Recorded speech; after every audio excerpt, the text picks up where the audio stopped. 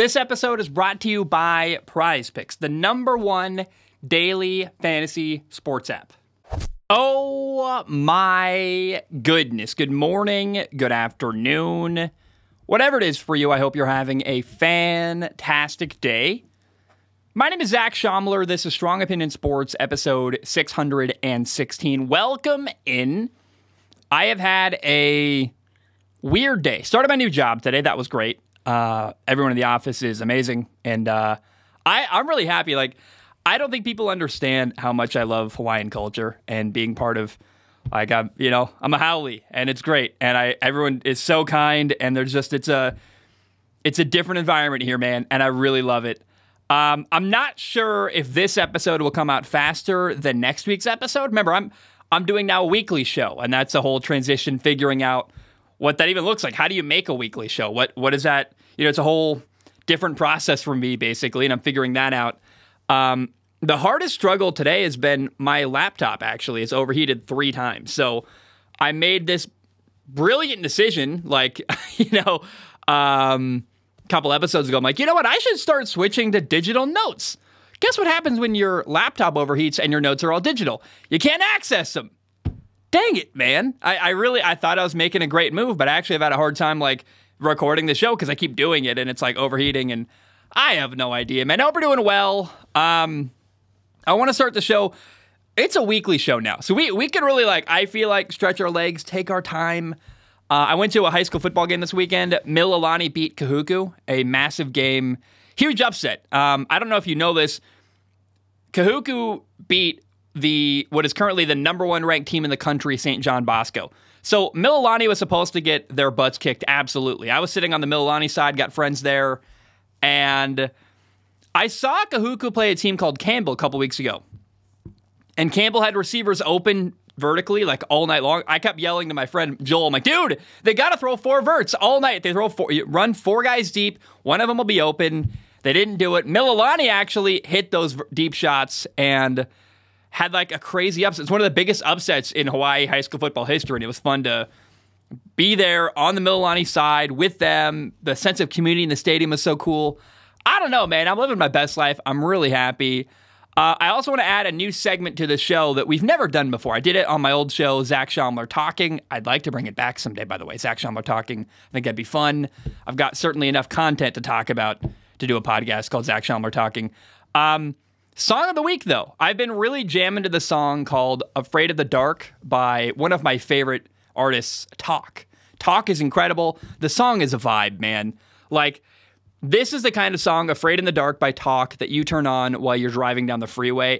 It's a nighttime driving song, and it's a vibe. The song is full of life. There's a guitar solo in the final third of the song. It's it's so good. I can't say enough. If you haven't heard the song Afraid of the Dark by Talk, I highly, highly recommend it. Now, before we get into what I would call the #1 story of the week, I got to tell you about our sponsor today. Prize Picks is the #1 daily fantasy sports app. Prize Picks allows you to make an entry based on player projections, and in 60 seconds, you can enter something like George Kittle less than 5 catches, A.J. Brown more than 100 yards receiving, and Jordan Love more than 2 interceptions. And if your picks are right, you can win money. Making picks makes watching games more engaging, and you could turn something like $5 into $50. Prize Picks offers quick and easy deposits. You can even use Apple Pay, and they have weekly promotions that can lead to big payouts. For example, there's a weekly event called Taco Tuesday, and each Tuesday, Prize Picks discounts select player projections up to 25% to provide even more value. So put your skills to the test in daily fantasy. Go to prizepicks.com/CLNS and use code CLNS for a first deposit. I'm not from Boston. First deposit match up to $100. That's prizepicks.com/CLNS, code CLNS for a first deposit match up to $100. Prize Picks, daily fantasy made easy. It is funny, though. The CLNS network is located in Boston. So I'm definitely, I'm the Hawaii vision of CLNS, North Station Media. What's happening there? But they're great. I love them. They're located in Boston. And they would definitely say deposits instead of deposits, like we normal humans say with the proper accent and the proper pronunciation. I think we'll have some more fun later. There's a certain college football team that people tell me I mispronounce all the time, and I'm like, no, I say it a certain way, and I'm not backing down. That's the proper way to say this college name. And I would even say that, how do I I don't even know if there's no proper way to say it. But I'm going to make an argument that I have an accent. I can do that. I can say, I've got a Northwest accent, whatever that means. And I'm not backing down. I say the college name the way I say it, and I feel good about it. We just had NFL Week 9. And to me, 1,000% the story of the weekend is Vikings quarterback Joshua Dobbs. I absolutely love Josh Dobbs. He's awesome. No practice, didn't know anybody's names. He was literally teaching his offensive lineman the snap count on the sideline and came in off the bench after getting traded to Minnesota and won the game for Minnesota.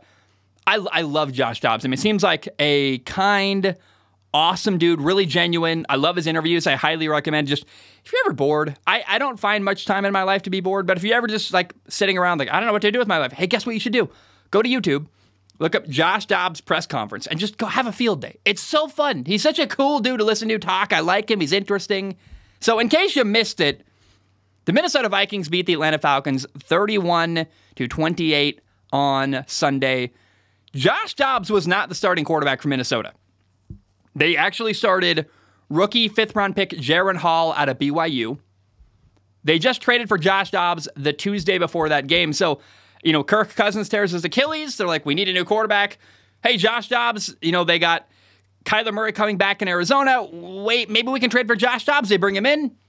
And Josh Dobbs doesn't start because he barely knows the offense. Why would you start a quarterback after a couple days in the facility? He hadn't thrown any passes to anybody, didn't know everybody's name, still learning the system. So they're like, look, we can't start Josh Dobbs. We traded for him. Our plan is to make him our starting quarterback eventually, but we would not be putting Josh Dobbs in a position to do well if we started him on Sunday. So they started the rookie quarterback, Jaron Hall, who unfortunately got hurt near the end of the first quarter. So Josh Dobbs got forced into action.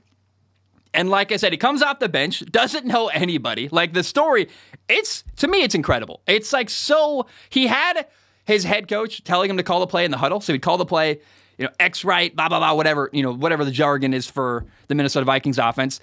But then in the headset, he doesn't know the play he just called. So then he's got Kevin O'Connell telling him what he just called meant. Hey, so that means you got to post on the right, got to come back on the left, you got an under route coming across. He's running the offense on the fly, and he made it work. Josh Dobbs, coming off the bench, was 20 for 30 passing, had 158 yards, 2 touchdown passes, and ran for 66 yards and a touchdown run. He threw the game-winning touchdown pass with 20 seconds left in the fourth quarter, and man, it is wild. The Vikings are now 5-4. I talked about how the Vikings were kind of working really hard to recover and revive their season and kind of save their season and maybe have a shot at making a playoff appearance. There is now a wild possibility. It's a long shot. I do not want to overreact to this one. But it reminds me of Baker Mayfield getting traded to the Rams last year and beating the Raiders, where he comes in, no practice, barely knows anybody, wins the game. Although, differently than here, the Vikings are actually a good football team. Like, they're capable. They don't have a ton of injuries. They're missing their quarterback, but theoretically, at full strength, you got Justin Jefferson, Jordan Addison, Joshua Dobbs, who is not a great quarterback, but he's a solid quarterback. He's okay. He's got an average arm, but he's smart. People like him. And I think it's possible. Not like a long shot, but it's possible. The same way that it's possible a hurricane could hit Hawaii. Probably not going to happen this year, but it's possible because it does happen occasionally. It's possible that Josh Dobbs gets the Vikings going, they go on a run, and they make a playoff game. I don't know if that's going to happen. That's a wild thought, but it would be really cool.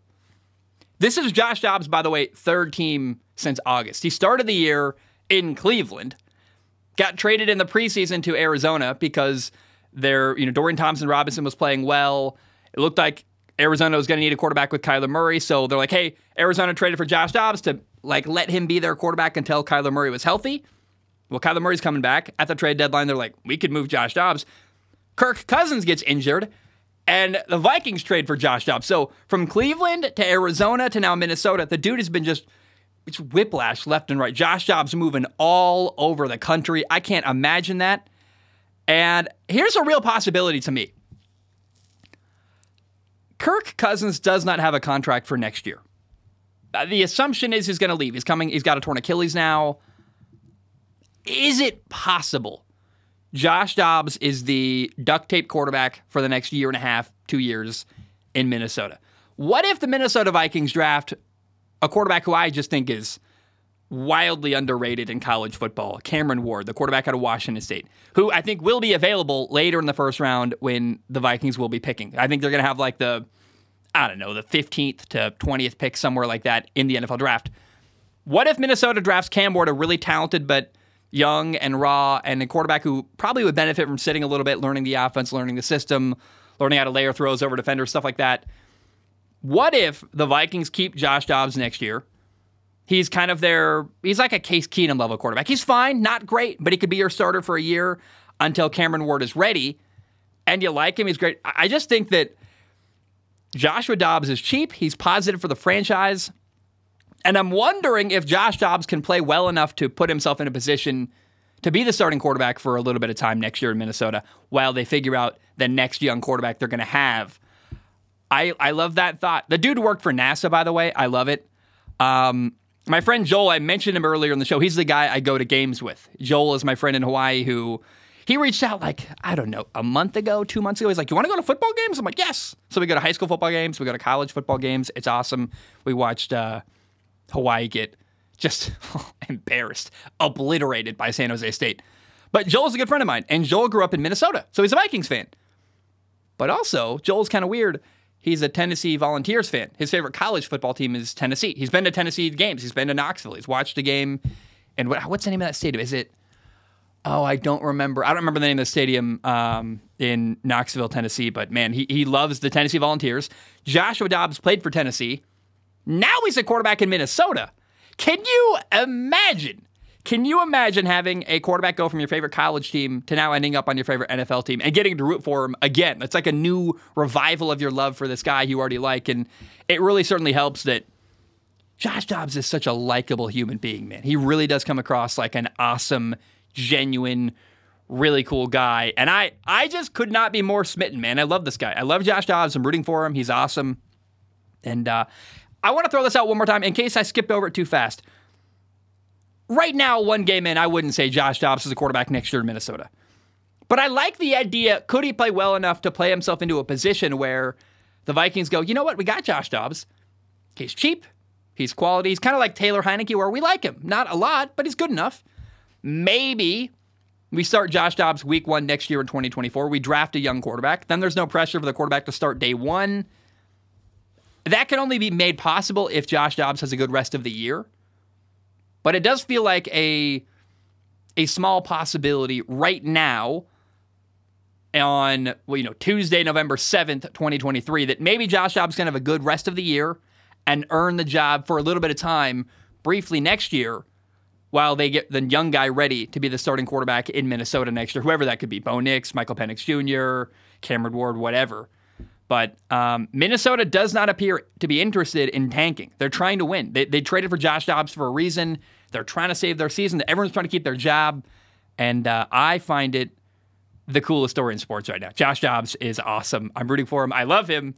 And I want to see him do really, really well. By the way, the Atlanta Falcons have to fire their head coach, Arthur Smith. It's without question now. I see no benefit at all to keeping Arthur Smith. His offense is outdated. He can't seem to develop a quarterback. Excuse me. So what does Arthur Smith bring to the table? He doesn't develop quarterbacks. He's an offensive-minded coach who doesn't have a good offense. He drafted a running back, Bijan Robinson, in the first round. He's barely using him and using him in very confusing ways that don't make sense to me. Their offense has a bunch of first-round picks that they can't figure out how to use. Like, you have Kyle Pitts, the highest drafted tight end ever.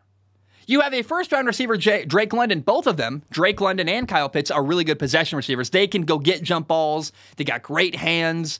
Both are very talented, and yet Arthur Smith can't seem to find a way to use them. What? What are we doing? How is that possible? You got to get Arthur Smith out of Atlanta. Makes no sense to me. By the way, I was wrong about this game. Atlanta, I thought, was going to beat Minnesota because, remember, Minnesota was starting a fifth-round rookie quarterback, Jaron Hall. I'm like, Atlanta switching to quarterback Taylor Heineke. He's a veteran. I figured there's no way Minnesota could win that football game. But then Josh Dobbs happened and shocked the world. And so I could not have predicted that. I was wrong about the game, but very happy to be so. And I think, again, the takeaways are Josh Dobbs has a really cool opportunity here. We'll see how far he can take that. And I can't say enough that I just do not understand why Arthur Smith is a head coach in Atlanta. I take umbrage, by the way. I pointed out the other day, hey, you know that Frederick Smith is the owner of FedEx, and he's the dad of Arthur Smith? You know what? I want to be...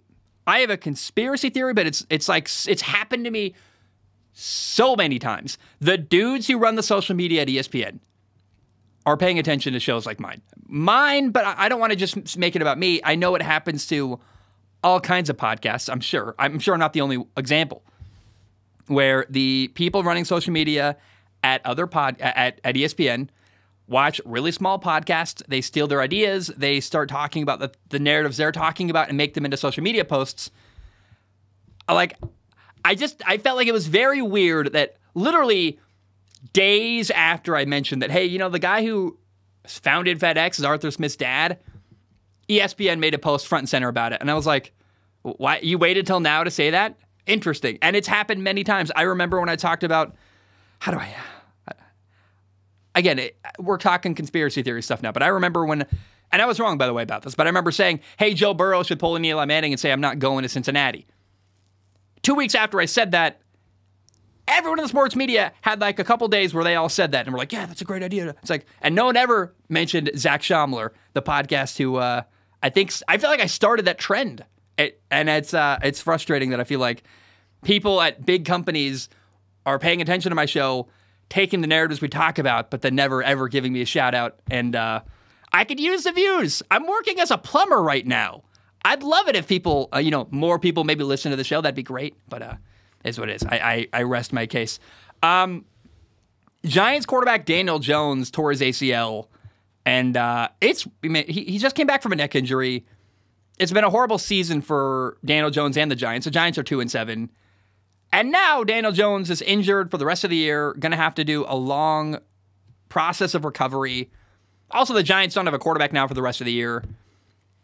I feel bad for Daniel Jones. The Giants are a mess, and it feels very possible that the Giants and Daniel Jones have played their last game. How do I got to say how to back up and restart that sentence because I said it wrong. It feels very likely that Daniel Jones has played his last game as a Giants franchise quarterback. I would not be shocked now. They're going to have a horrible year if they draft Drake May or Michael Penix Jr., someone like that. I want to be very clear about something, though. People don't seem to pay attention to this about Michael Penix Jr. Everyone talks about how great he is at Washington, and he is. Michael Penix Jr. playing outstanding football at Washington as a quarterback draft prospect. You do realize the guy has torn both ACLs and blown up both of his shoulders. He's had 4 major injuries in college football. When he was at Indiana, he got injured a ton. Drake May or Michael Penix Jr.? How about the guy who's never had a major injury and is really talented? As much as I love Michael Penix Jr., that has to be part of the conversation. The dude's had a lot of injuries in the past. And I'm sure as we get into March and April and draft talk really starts going, you're going to hear Michael Penix Jr. injury concerns talked about. But Michael Penix Jr. is a quarterback who's torn both his ACLs and blown out both of his shoulders. That's a problem to me. It's a risk. And I'm drafting a guy with a top 5 pick. I don't know, man. That's really sketchy. That really scares me. I don't like that. Drake May's talented. He's awesome. I don't know, man. I watched him make a throw left-handed as he's getting tackled for a touchdown the other day, and I was like, the Giants should draft Drake May. If they can, that'd be kind of cool. But either way, Daniel Jones out for the year. Feels like, again, he's probably played his last game as the franchise quarterback in New York. I say that specifically because I think he could play more games for the Giants, but like he maybe starts week 1 next year, but they've got Drake May waiting behind him to become their starter long-term after him. Just my take. The Giants just lost to the Raiders 30-6. The Raiders, I predicted this, by the way. I really thought this was going to happen. Usually after a team fires their head coach, and the Raiders did, they fired Josh McDaniels. Usually when that happens, the team that fired their coach comes out really strong the next week. There's an emotional uplifting, and this situation in Vegas with the Raiders feels especially toxic. Like, the stories coming out of Vegas they're wild. I don't know what to believe and what not to. Like, I didn't include a lot of them, but I've been following them. And maybe someday we will talk about what happened. But it's hard to... I don't like giving a ton of credence to rumors, because then you're just kind of... It's like it's he said, she said, it's drama. It's like the male version of, like, gossip. And I don't know. It's not my style. But it basically does sound like the players hated Josh McDaniels. That's the simplest way to put that. I guess there was a team meeting where players and assistants tore into him. Like I said, I think the Raiders organization, sparing you all the details, there's a lot of them that are wild. Like, if you want to have a field day, like, this is a long show. It's going to be like a really, really long episode already. I don't want to dive into, like, every little nook and cranny of what happened with Josh McDaniels, but my goodness, they seemed like they did not like him there. Now, it's worth noting about this game, the Raiders had a huge game. They beat the Giants 30-6. Josh Jacobs, the Raiders running back, had 26 carries for 98 yards and 2 touchdowns, which was very cool. It was easily the best game Josh Jacobs has had all year. You love to see that. And the Raiders aren't garbage. They're not a great team, let's be very clear. But they're not also the Carolina Panthers, the Chicago Bears, the Patriots. They're not 1-7, 2-7 for a reason. They're a collection of some players that are pretty solid, who need better leadership. They're 4-5. I would say the Raiders as a whole are kind of right at the level of mediocre. But they got rid of what seemed like a really bad leader in Josh McDaniels. And the Raiders' interim head coach, Antonio Pierce, is really, really cool. I like him. It's a cool story. He's compelling to listen to talk. He actually played linebacker for the Giants. He was on the Giants team in 2007 that beat that undefeated New England Patriots team and won the Super Bowl. So how crazy is that, by the way? Antonio Pierce, in his first ever game as an NFL head coach, beats his former team, the Giants. That is weird and really cool. And, Antonio Pierce, I love it. Cool dude.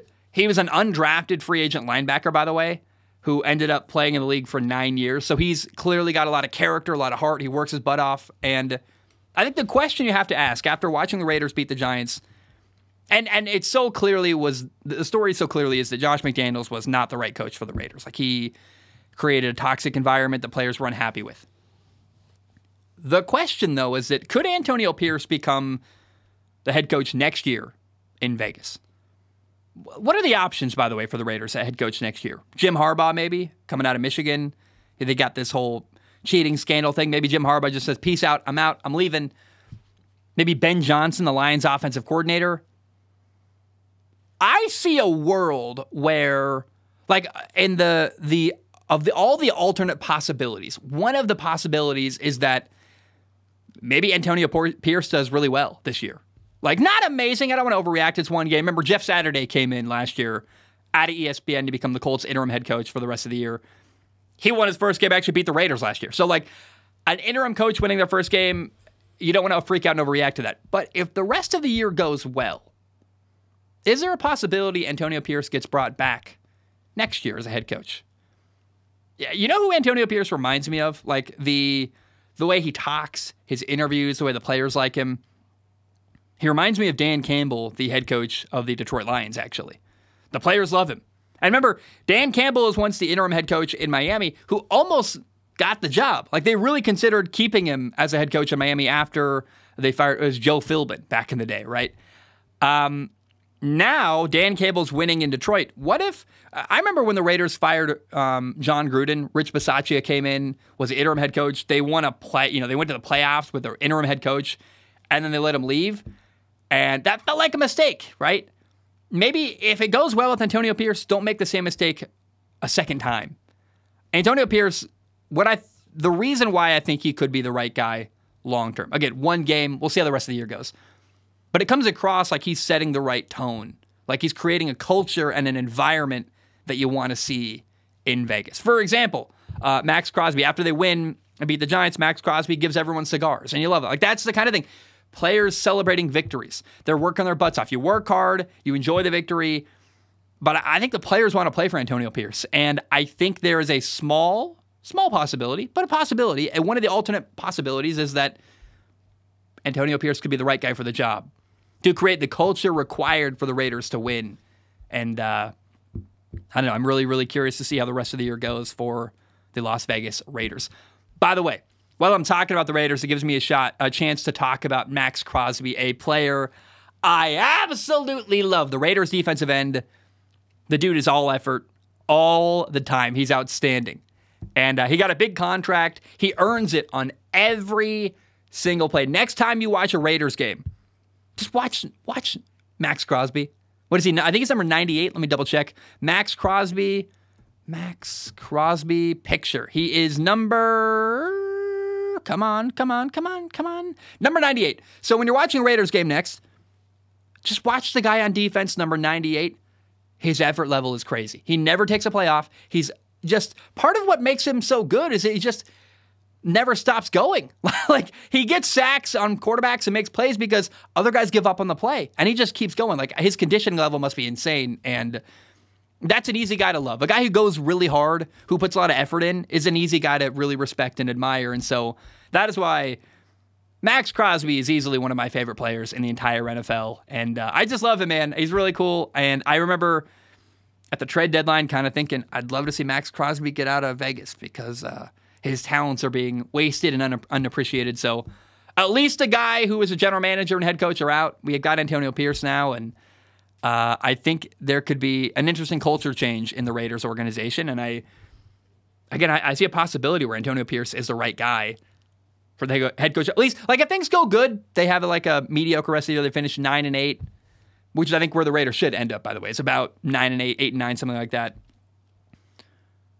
If the Raiders do that, I think then you give Antonio Pierce one more year and see what happens. Like, what's the hurry? If it's working, and, I don't know. I'm really kind of burned out of this idea of, like, the Raiders every year bringing in a new head coach, trying a different thing. Like, maybe some continuity, maybe give the guy a shot. If it goes well, I like that thought. Kansas City beat Miami in a game in Frankfurt, Germany. The Chiefs won 21-14. It was a good game. I think the big narrative, though, walking away from this game is, can Miami win against a good football team? The Dolphins are 6-3. They're first in the AFC East right now. However, the Miami Dolphins right now are 6-0 against teams with losing records. They're 0-3 against teams with winning records. And the Chargers, I counted as a team with a losing record. They're 4-4. Like, do whatever you want with that information. But the thing that really matters is that Miami lost to Buffalo, Kansas City, and Philly. So there's now a narrative developing that maybe Miami struggles against good football teams. It's interesting to me. The big games left for Miami are the final 3 games of the year. They play Week 16, Dallas. Week 17, Miami plays at Baltimore, a really good football team, Super Bowl contender for sure. And then Week 18, Miami ends the year with the Bills in Miami. They've got a pretty light schedule ahead, the Dolphins do. They've got a bye week next weekend. They've got the Raiders, the Jets twice, Washington, Tennessee. So Miami's very likely going to be a playoff team. The question is, though, when they get to the playoffs, are they just going to crumble? What's going to happen to them? I see this narrative everywhere. Oh, the Dolphins are terrible. They can't beat good teams. Well, they're 6-3. They haven't been horrible. But I do pause a little bit and go, what do we make of this idea, this narrative out there? I love Mike McDaniel, their head coach. I've got a hard time believing they get to the playoffs and just fall apart. That's just not, I don't see a Mike McDaniel coach football team looking awful. I don't expect that. But it's a question definitely a lot of people are asking. Can Miami beat a good football team? Those final 3 games of the year, again, they play Dallas, Baltimore, and the Bills. Week 16, 17, and 18. That'll be interesting. And then the playoff games. But otherwise, between now and the end of the year, there's not a lot of pressure on Miami, actually. They've got a pretty light schedule. The Jets twice, the Raiders, Washington, Tennessee. I don't know, man. It's going to be very interesting to see what happens when the Dolphins end up in a really good, tough spot against a good football team. By the way, Tyreek Hill in this game played against his former team, Kansas City. Tyreek Hill had 8 catches for 62 yards. That's a solid game for most people, but for Tyreek Hill and his standards, 8 catches for 62 yards, no touchdowns. It's kind of a quiet day, actually. So I saw a quote Tyreek Hill said, if I don't have a touchdown, I'm going to be having trouble sleeping for the next couple weeks. I would imagine he's going to be like, dang, I missed an opportunity there to beat my former team, and that's no bueno. The Baltimore Ravens beat the Seattle Seahawks 37-7. The Ravens beat Seattle 37-7. It's a tough loss for Seattle, by the way. The Seattle Seahawks are now 5-3. They were briefly first in the NFC West. They had a chance to solidify that spot and did not.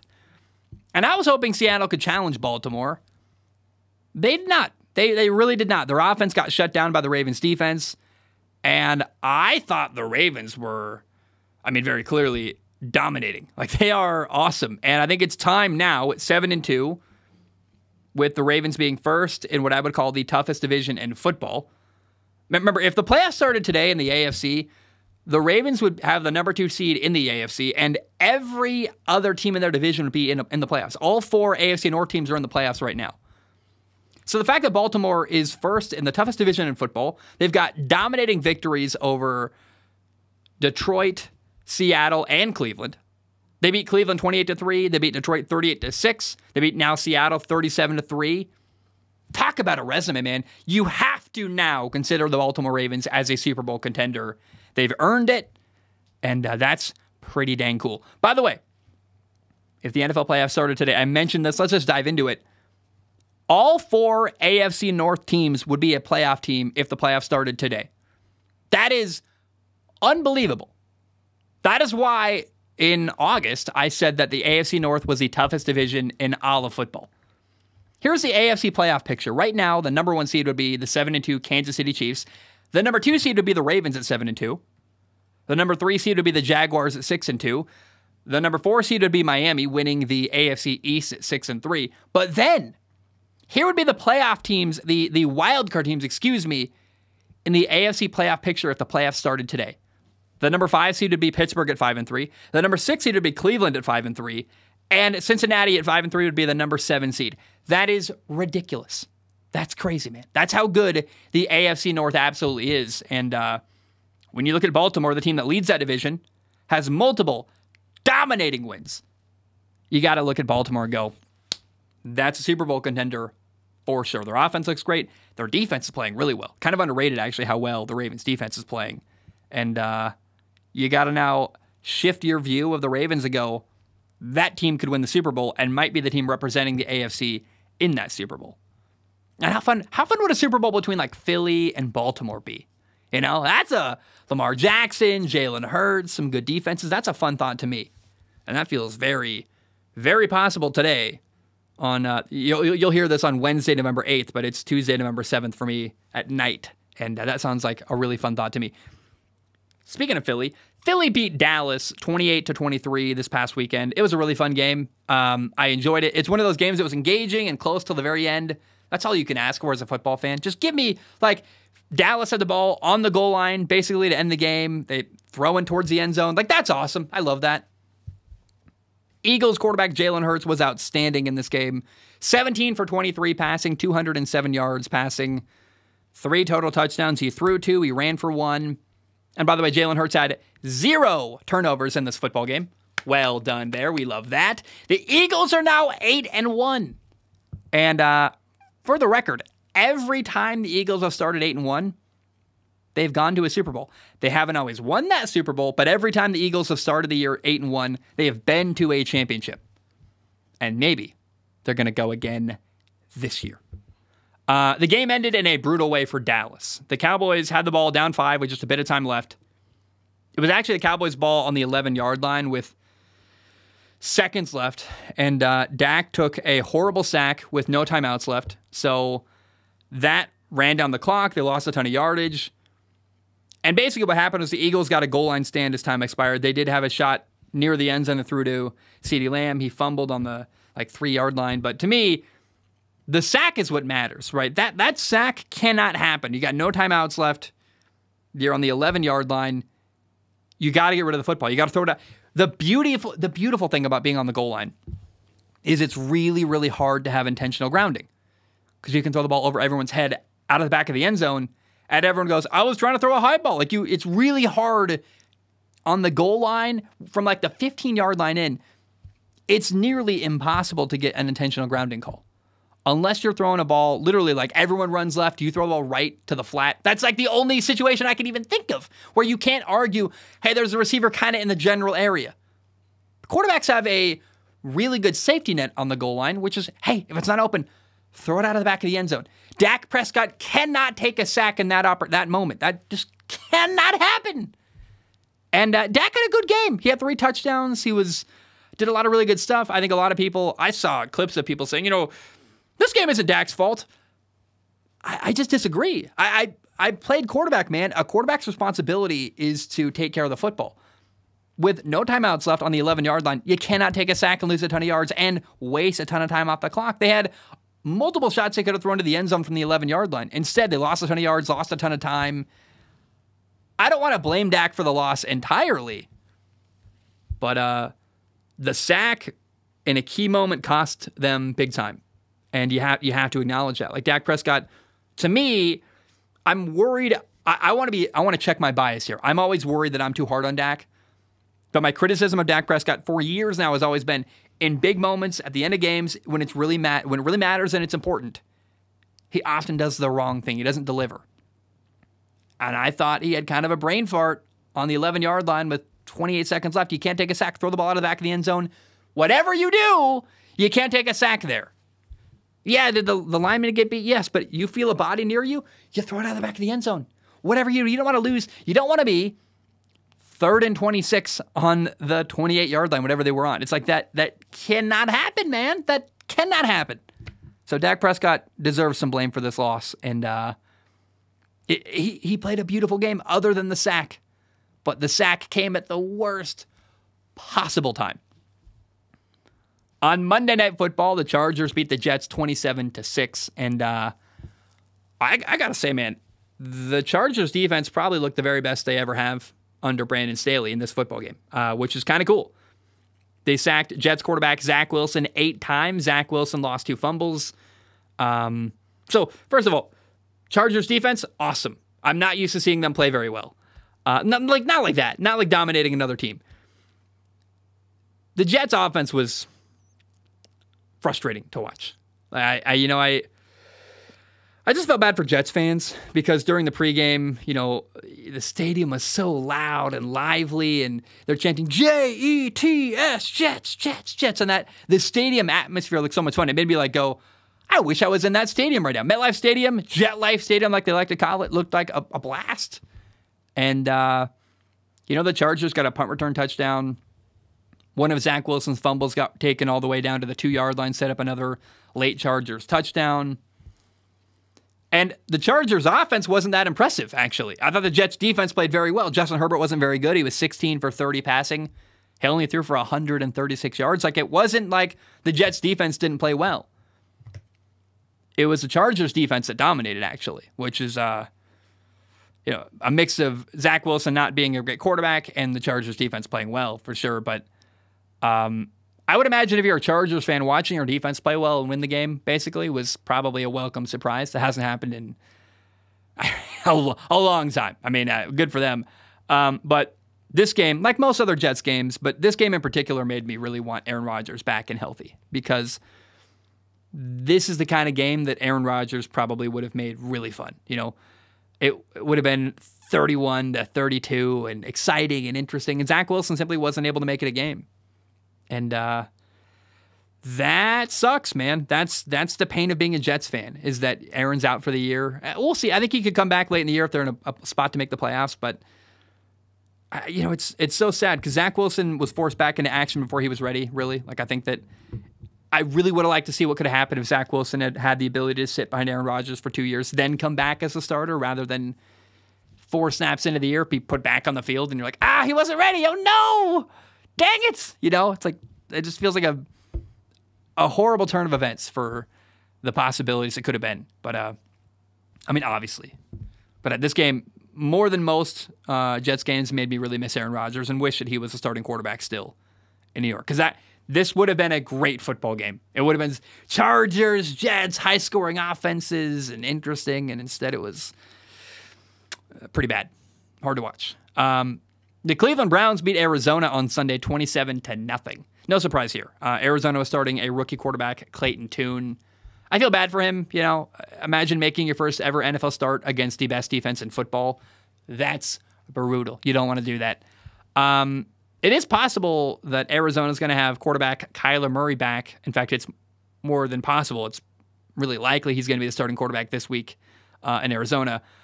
I do want to say one of the takeaways from this football game, it's worth mentioning, that I thought Browns quarterback Deshaun Watson had one of his best games of the entire year. Nothing crazy here. He was 19 for 30 passing, had 219 yards, 2 touchdowns, but 0 turnovers. And the only game Deshaun Watson has played better this year was against Tennessee. And, the last couple times Deshaun Watson's played an entire game and not gotten hurt midway through, he's looked pretty good.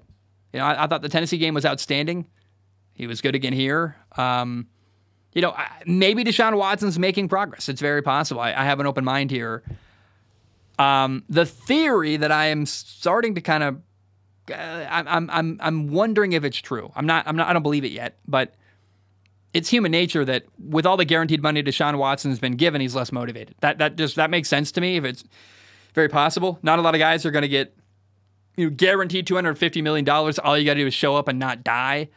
It's hard to keep your foot fully on the gas when you're not, forced to have an incentive to play well and fight hard.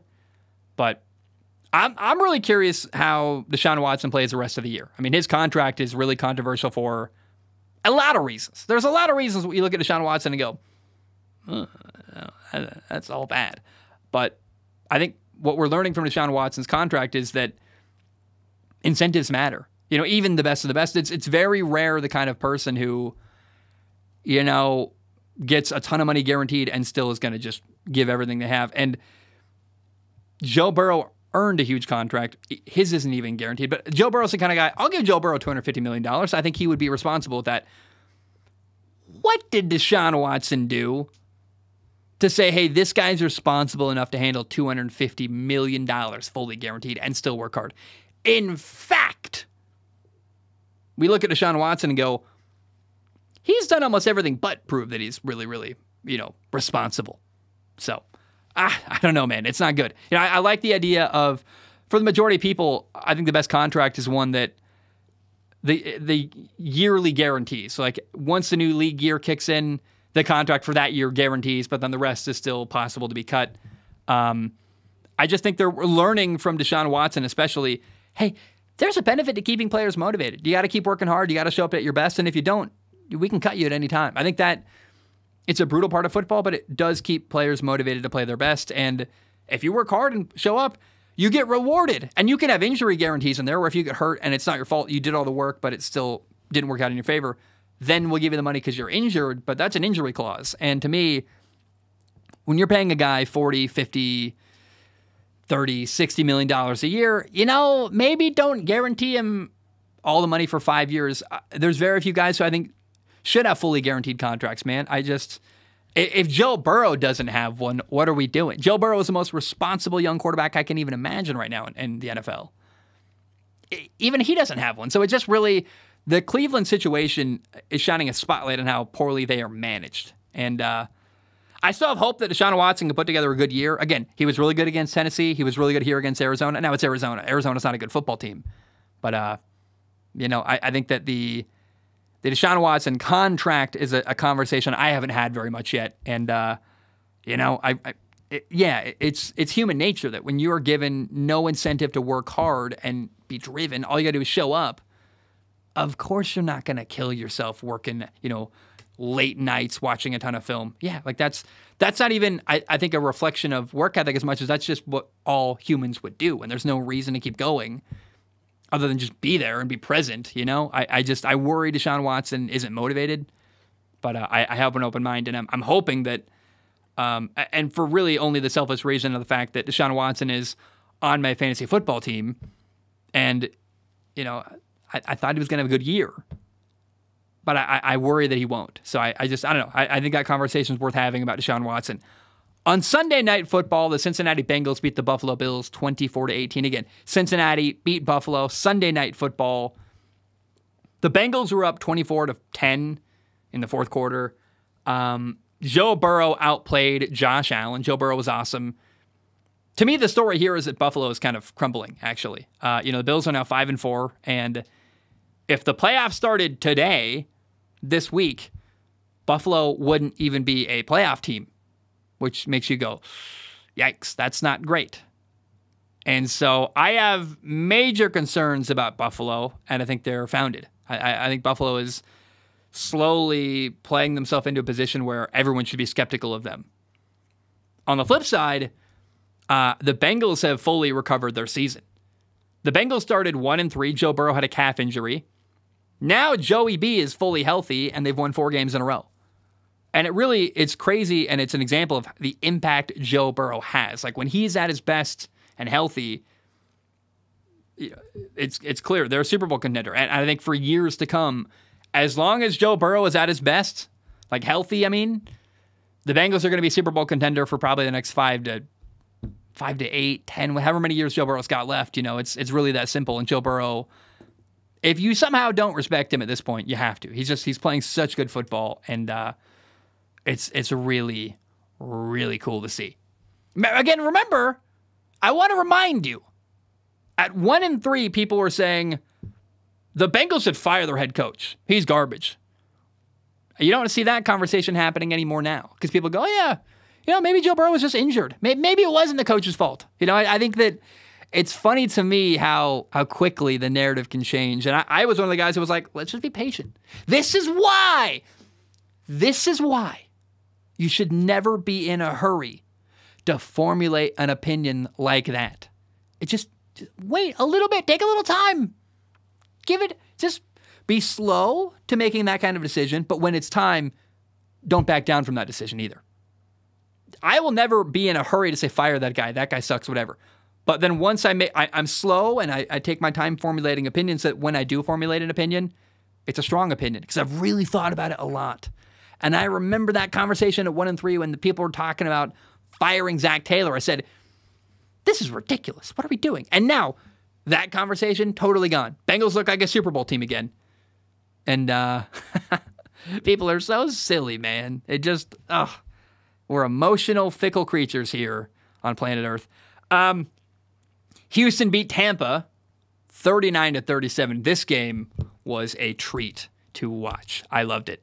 The story of this game has to be Houston Texans rookie quarterback, CJ Stroud. Dude was a number 2 overall pick. Looks like a home run.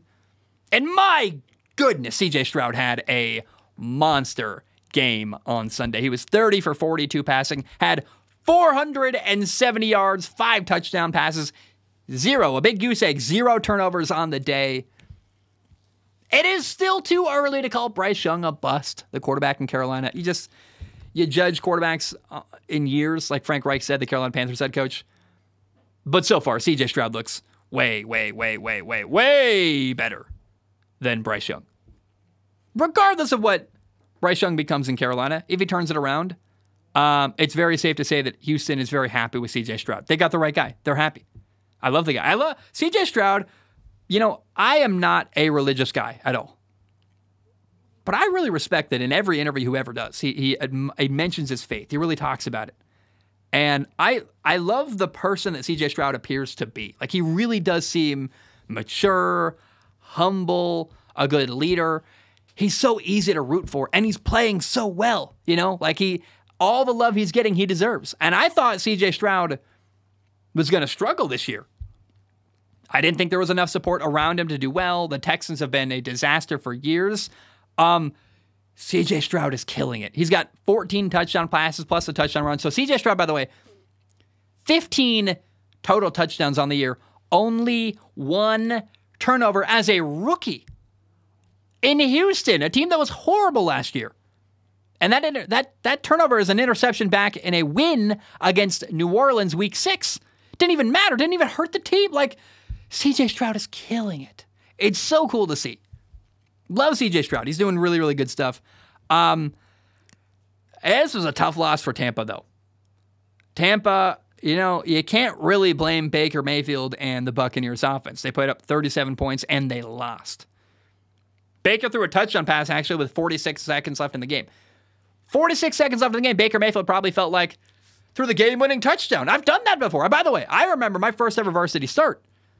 I threw the game-winning touchdown pass with a minute left, and I was like, dude, Zach Schomler, fourth quarter comeback, baby, let's go. Zach Schomler winning every game in the fourth quarter, who cares? And then they picked up a field goal, ran for a touchdown. We blocked a field goal, they picked up, ran for a touchdown. So I know the feeling, Baker, of scoring a touchdown with less than a minute left and being like, I'm the man. I won this game for my team. And then still having the victory just ripped away from you. It's painful. But you can't blame Baker. And, C.J. Stroud puts together, he gets the ball, 6 plays, 75-yard drive in 40 seconds to put together a game-winning touchdown drive. C.J. Stroud, by the way, made multiple big throws. It was like bang, bang, bang, touchdown Houston.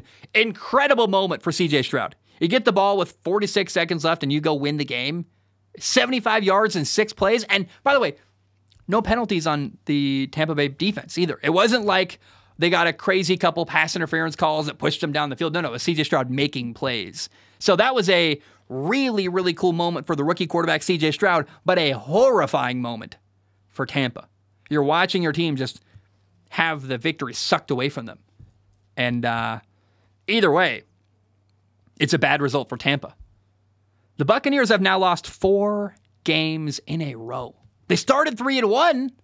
Now they're 3-5. That's not good. And the last 3 losses have all been by one score. So I think, Tampa Bay Buccaneers fans have to be in a lot of pain. At least they won a Super Bowl a couple of years ago. It's crocodile tears because you had your moment. Not everyone even gets that. But the next two games for Tampa are tough, in my opinion. They've got Tennessee next weekend. Will Levis is playing really great, the Titans' new quarterback. Then you play on the road at San Francisco 2 weeks from now. I don't know, man. The NFC South is not particularly strong.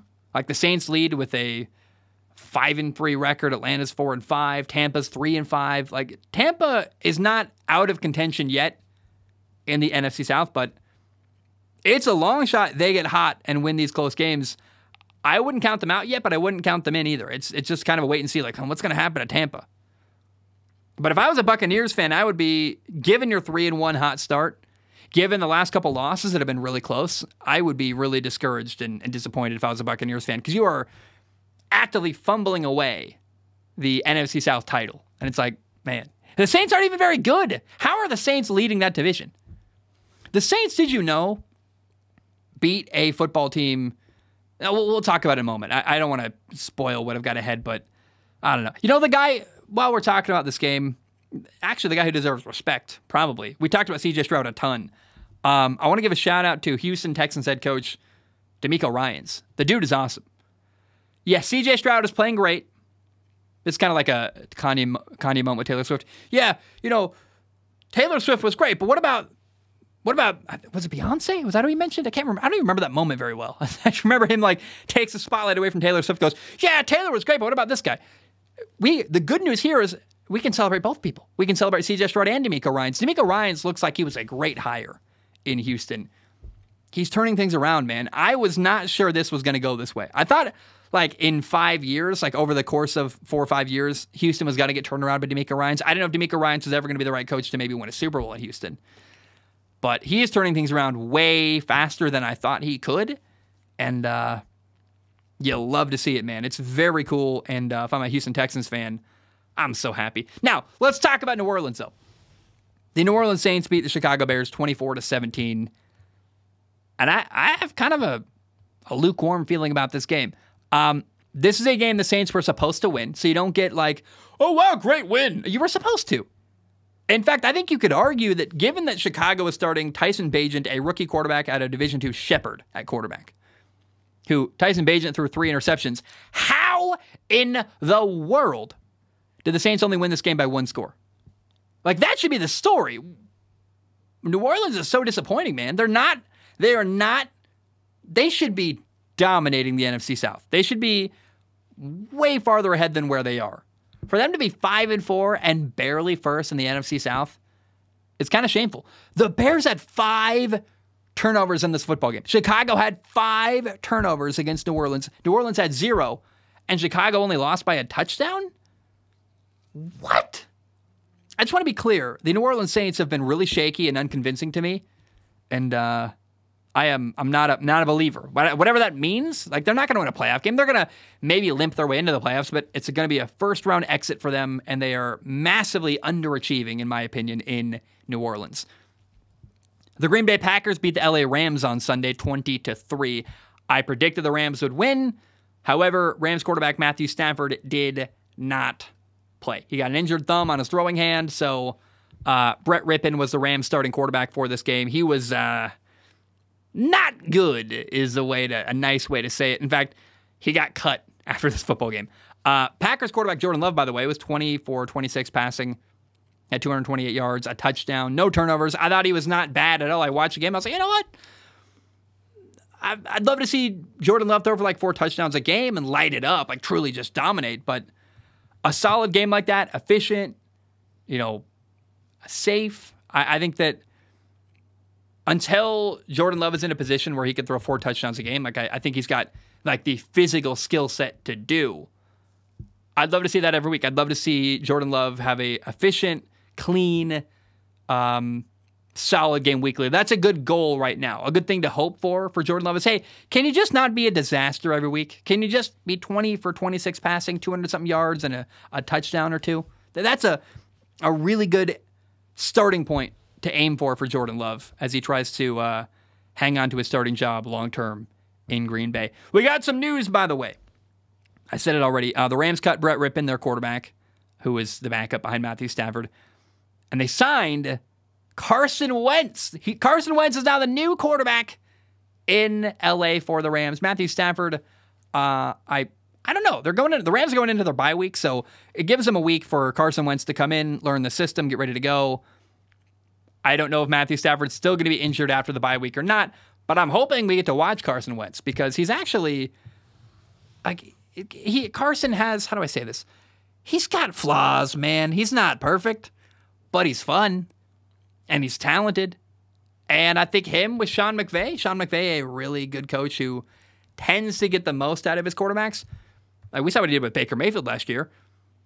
I think Sean McVay and Carson Wentz is a fun, interesting match that, I think that a lot of quarterbacks, the same way Nick Saban hires fired head football coaches to go and be his coordinators, Sean McVay just has a knack for collecting cast-off quarterbacks and saying, you want to be the backup? Like, we'll work with you. We'll teach you. If you ever get in the game, you'll probably do well because I'm a good coach and I'll take care of you. It's like quarterback rehab. You get exiled from the NFL and you end up in LA with Sean McVay, which does rhyme and is kind of fun. And I think Carson Wentz could play well. If he ends up playing at all for the LA Rams, I think there's a potential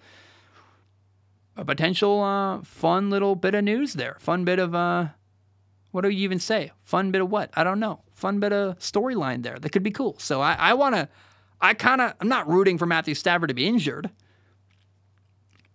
It's as horrible as that is, but I want to watch Carson Wentz. I think that'd be fun. I think that'd be interesting.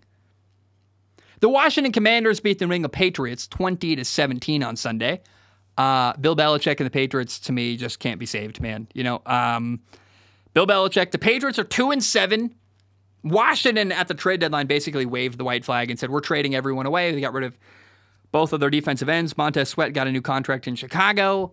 And Chase Young, we'll see how he does in San Francisco. But still, even with the team that was a seller at the trade deadline because they didn't feel like they were a good football team, New England still couldn't beat them. And I think at 2-7, losing to Washington, I think it's time to give up. I think it's time to acknowledge that, hey, I've been waiting, hoping that Bill Belichick and the Patriots would bounce back and have a good couple games and do well, and I just don't think it's going to happen. I've now given up on Bill Belichick winning with the Patriots this year. The Colts beat Carolina 27-13. It's another win for Gardner Minshew. That was cool to see, but unfortunately, the story here has to be Carolina Panthers quarterback, number 1 overall pick, Bryce Young, having not 1, not 2, not even 2, but I guess I already did that. He had 3 interceptions in this football game. And all 3 were bad. 2 of them were pick sixes, actually, by the same guy. Kind of cool. Like, also weird. Like, the The guy with the most touchdown catches from Bryce Young this year has 3, and one of the guys for the Colts has 2.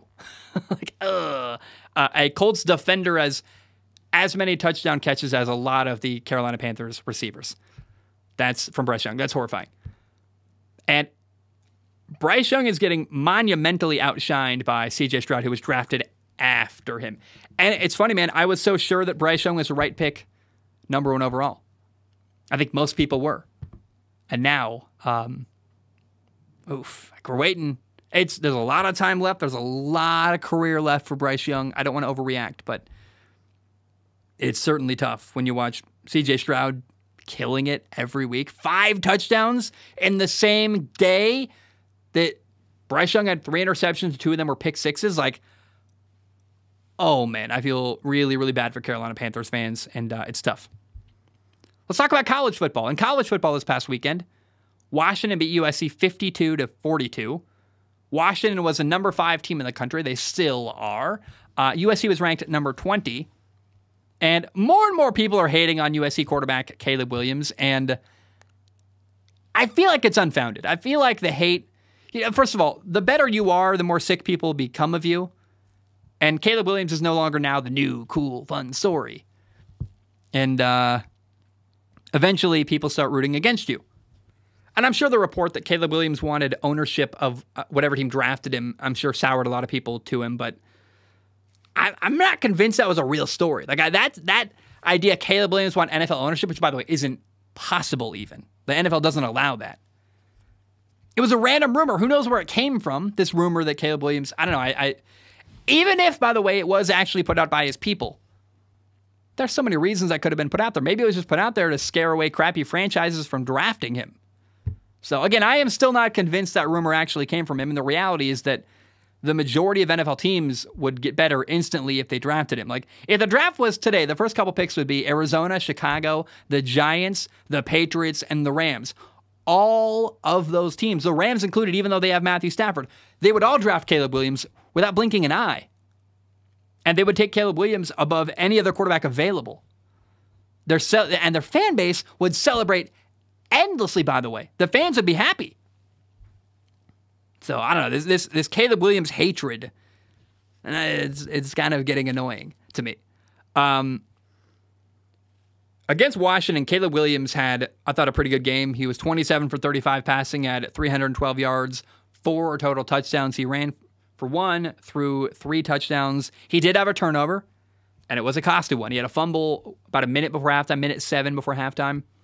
The fumble gave Washington the ball on the 12-yard line. It led to a UW touchdown. UW is Washington, by the way, University of Washington. So Caleb Williams handed Washington a touchdown and a 35-28 lead in a game where they lost by 10. That's not great. But to me, the absolute story has to be, as you watch USC lose to Washington, the USC defense is so bad. They have not been able to stop anybody at all this year. They gave up 52 points to Washington. USC has lost 3 times this year. They gave up 48 to Notre Dame, 34 to Utah, and now 52 to Washington. By the way, USC's defense gave up 49 points to Cal Berkeley. What? Thankfully, USC scored 50 points and won the game, but that's ridiculous. That should never happen. Now, after the loss to Washington, USC fired their defensive coordinator, Alex Grinch. Yeah, I don't hate Alex Grinch. He's a nice man. He was I was at Washington State, and he was the defensive coordinator there. But it feels like it's been a long time coming for Alex Grinch. I don't root against him, but I saw a funny stat. In the last 6 games, USC has allowed 265 points. USC's defense in the last 6 games alone has allowed 265 points scored. Iowa's defense in the last 2 years has only allowed 284 points. Really, what that tells us is someone should take whatever's going on defense in Iowa and steal it from them and make that guy the defensive coordinator with Lincoln Riley. Because if you compare Lincoln Riley's offense with the defense in Iowa, I feel like you got a playoff team happening in college football. I actually, by the way, keep hearing rumors that Lincoln Riley, the USC head coach, is considering going to the NFL. He's eyeing the NFL after this year, and that seems insane to me. What? Why? That didn't make any sense to me. It keeps coming up, but I don't think that's a good idea at all. By the way, great win for Washington. Washington is now 9-0, and tip of the cap to Washington, a team that I think is going to make the college football playoff this year. Oklahoma State beat Oklahoma 27-24 on Saturday. OK State was ranked number 22 in the country. Oklahoma was the number 9 team in the country. People keep calling this the last Bedlam game ever. Remember the rivalry game between Oklahoma and Oklahoma State is called Bedlam. So remember, they call it the final game because Oklahoma's moving on to the SEC after this year. And it's like the last Big 12 matchup of Oklahoma and Oklahoma State. And it's kind of cool that in the final Bedlam game, Oklahoma State got the last laugh and beat Oklahoma. Like, oh, you're moving on to the bigger conference. Good luck. You can't even beat us. But I have to say, like, come on. This idea of the final Bedlam game, like, you really expect me, with the money out there and available, you really want me to believe Oklahoma is never going to play Oklahoma State ever again? Get out of here. That's not possible.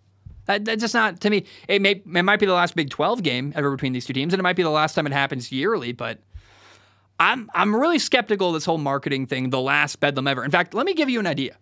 If it's really true that this is the last time they play each other in the regular season, which I don't know why you can't schedule an out-of-conference game against Oklahoma if you're Oklahoma State. Like, you can't schedule the game. The SEC just won't let you, Oklahoma. Like, Oklahoma can't schedule Oklahoma State. They're afraid of them or something. If it really is the last one, though, here's a great idea. Oklahoma's going to the SEC. They are unlikely to be a college football playoff team the next couple of years in the SEC against Georgia, Alabama. Come on now. Maybe you make Bedlam a bowl game. If Oklahoma State's good enough to go to a bowl game and Oklahoma's not in the college football playoff, bam, got a bowl game. Bedlam Bowl Series. Baby, let's go. Just make Oklahoma State play Oklahoma in a bowl game. You'd get a ton of people there. Have it in Texas have it in Dallas. You'll get all the people from Oklahoma to come down from the Panhandle down into Texas to watch that game. You sell out the crowd. I think that would be a great idea. And if anyone wants to talk, I'll sell you that idea for like $5. Probably you can just steal it from me. I don't think I have any actual intellectual property. I said it out loud, but you can have it, man. I'd like to make some money off that, but I don't think that's a possibility here. I accepted that, when you say your ideas, people at bigger companies steal them all the time. So I don't know, man. Bedlam bowl game is an interesting idea. Clemson beat Notre Dame 31-23 on Saturday. Clemson was unranked. Notre Dame was the number 15 team in the country. This one surprised me. I was disappointed. I'm not sure why exactly. I really like Notre Dame quarterback Sam Hartman. He was not great. He was 13 for 30 passing at 146 yards, 2 interceptions. He did run for like 68 yards and a touchdown, though. I don't know. I don't think I'm a Clemson hater, but I was rooting against him, so maybe I am. I'm not really sure. Notre Dame led 3-0 and then never led again after that. Clemson was up 24-9 at halftime. The final score was 31-23, and they reached that score, by the way, like partway through the third quarter. So for the entire fourth quarter, Notre Dame was down 31-23 and had the ball a lot and could not put together a game-tying drive. From that point on, they had the ball. They punted 4 times in a row. Then Sam Hartman threw a pick. Then they had a turnover and downs. And I was waiting and waiting and waiting for Notre Dame to come back and make it a game, and it never happened. So, great win for Clemson. I thought their defense played really well in the fourth quarter. Awesome for them. But, Clemson's now 5-4. Good for them. But really what's interesting, Notre Dame is now 7-3. Do you remember, because I remember calling it out saying that's a horrendous take. Do you remember when Brady Quinn, former Notre Dame quarterback, by the way, so he's biased, but we put these people on TV, give them a platform, knowing they're biased, and then we listen to it. Brady Quinn, the former Notre Dame quarterback, after Notre Dame beat Navy week 1, said, "This is the best Notre Dame team in the history of Notre Dame." No, clearly they're not. So you were wrong. But also, why are you throwing that out there after a win over Navy week 1? Why can't you just take your time? Why do we live in a world in the sports media where everyone's in such a hurry to throw out crazy, ostentatious takes and be like, right, like, Take your time. It's fine. There's no hurry. I don't know. We need to take our time developing opinions. You can't look at one game and go, best team in Notre Dame history, because you were wildly off base. That's ridiculous. They couldn't even beat Clemson. Brady Quinn, shut up forever. Not really. I think he does a fine job on TV. Seems he comes across a bit arrogance, maybe not the right word. He does come across a bit full of himself, but that's a stupid take. You beat Navy by a lot in Ireland, and you're like, best Notre Dame team ever. I hated that take then, and I hate it even more now. It's just hilarious and bad. Although, again, you can make fun of my old takes. I've got some freezing cold, horrible takes, but when I have an opinion, by the way, I don't rush out to it. At least I take my time and formulate it over a while. I don't just say stuff reacting immediately and going, oh, best team ever. Here's a controversial thought. I say the college in South Carolina, I say Clemson with a Z, like a Z sound. And I occasionally get crap for it. Like, there's no Z sound in Clemson. Well, I'm not going to lie. That's how I say it. I say Clemson. Clemson. You don't give an Australian guy or a man from Boston crap for pronouncing words differently. It's expected, right? Your accent's different than mine. I don't know how you say Clemson in a South Carolina accent, but I've got my West Coast accent, baby, and I don't know what exactly that means, but it's okay that I've got a different pronunciation than someone from the South. I say Clemson. And by the way, when you go to Asia, which dialect, what's the right word here, which form of pronunciation do they teach over in Japan and China and Korea? Oh, they take people from Seattle, Washington, because we speak the clearest English, man. You don't have people in Korea going, yeah, Boston. No one does that. No one says in Korea. So I don't know. I'm really tired of getting told I say Clemson wrong. I say it with a Z sound, and I mean no hate, no disrespect, but that's how I'm going to say it. That's my accent. That's my dialect. That's my way of pronouncing words. And I am sorry that a guy from the Northwest doesn't say Clemson the same way a dude from the Deep South does. But I think that's expected because I don't have a Southern accent. All right.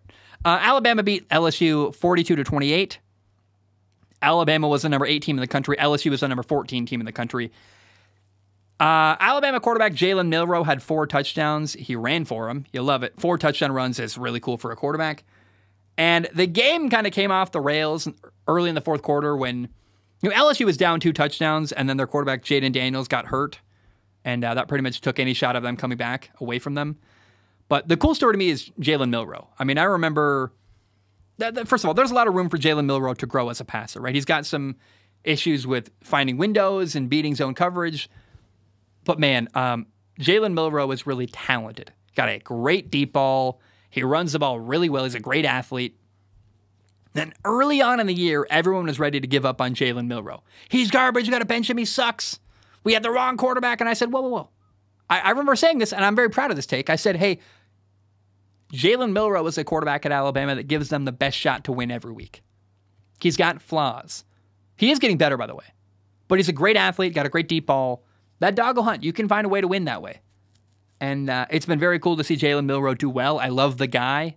He's a great athlete. And I don't know that he's an NFL quarterback, man. Like, he's young. There's a lot of time for him to develop. But I don't think Jalen Milroe is Lamar Jackson. But he's winning games in college football. And I think with his skill set, you would probably suck at coaching if you couldn't find a way to win with Jalen Milroe. He's an awesome dude. Beats man coverage really well. Again, that deep ball, beautiful. I love it. And he's special running the football, man. He really is. And when I watch Jalen Milroe win, I go, that's cool, man. That's a really cool story. A guy who got a lot of crap early, got doubted a lot, winning games and doing well, makes me happy. Number 25 ranked Air Force got upset by Army this past weekend. It was, I think, kind of upsetting and shocking, actually. Air Force was 8-0. Army was 2-6, right? And it was like a dominating win for Army. Army won. I don't have it written down here. I don't know why it's not in my notes. I messed up. Let me look up the score. It was like, I want to say, let's double check. I watched the game. I don't remember exactly the score. I want to say the score was 26-3. Like, it was really not the best game for Army. But let's just double check.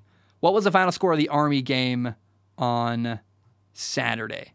Saturday, college football, week 9, 23-3. Army beat Air Force, and they got dominated, man. Air Force quarterback Zach Larry, who, by the way, spells the name the right way. Zach, Z-A-C. Well done. We Zach stay together no matter how you spell your name, but the best way is Z-A-C. That's how we spell it here. Zach Larrier was 9 for 22 passing, only had 93 yards and 2 interceptions. No touchdowns, interceptions.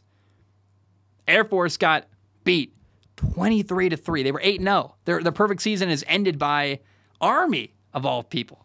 Good for Army. Army's not 3-6.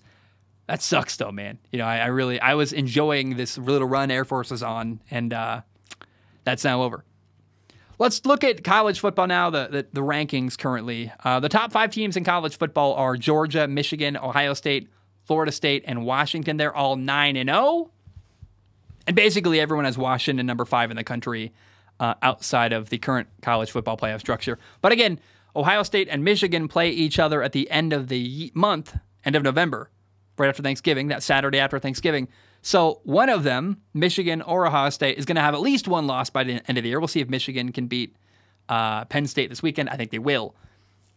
But I think Washington, as long as they win out, they're a college football playoff team. And that's kind of cool, man. Oregon is the number 6 team in the country at 8-1.